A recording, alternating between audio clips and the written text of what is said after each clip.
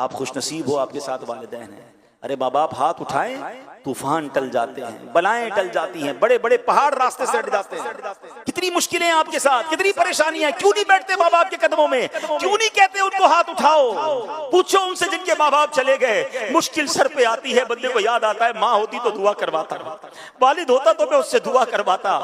अरे आज तुम्हारे पास तुम्हारे माँ बाप हैं, बैठो उनके कदमों में, करो करवाओ दुआएं, तुम्हारे मुश्किलें कैसे आसान होंगी। हजरत मूसा अला नबीना अलैहिस्सलाम एक बार चलते चलते आपको कुछ थकावट महसूस हुई, आपने अल्लाह पाक की तरफ, आप चाह रहे थे कि सफर आसान हो जाए, अल्लाह पाक ने वही भेजी, ए मूसा करीब एक पहाड़ है, वहां तशरीफ ले जाइए, उस गार में एक शख्स होगा, वो आपके लिए सवारी का इंतजाम कर देगा। हजरत मूसा अल्लाह के नबी हैं, कलीमुल्लाह हैं, अल्लाह चाहता तो हवा के जरिए आपको सफर करवा देता, खुद सवारी का इंतजाम फरमा देता। आपको एक बंदे के पास क्यों भेजा? आप गार में जाते हैं, उस शख्स के पास जाकर जैसे ही गए तो उस शख्स ने अभी आपको पहचानता भी नहीं था।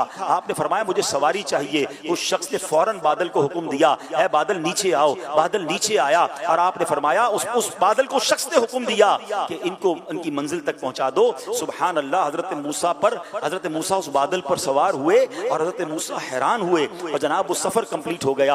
आपने अल्लाह की बारगाह में अर्ज की, मौला ये बंदा कौन है जिसकी दुआ से बादल नीचे आया, बादल ने मुझे मंजिल तक पहुंचा दिया। सुनिए, अल्लाह की बारगाह से इरशाद हुआ, ऐ मूसा ये अपनी माँ का फरमाबरदार है, इसने अपनी माँ की बड़ी खिदमत की है। जब आखिरी वक्त आया ना तो इसकी माँ ने इसको दुआ दी थी, बेटा मैं तुमसे राजी हूँ, अल्लाह पाक भी तुमसे राजी हो।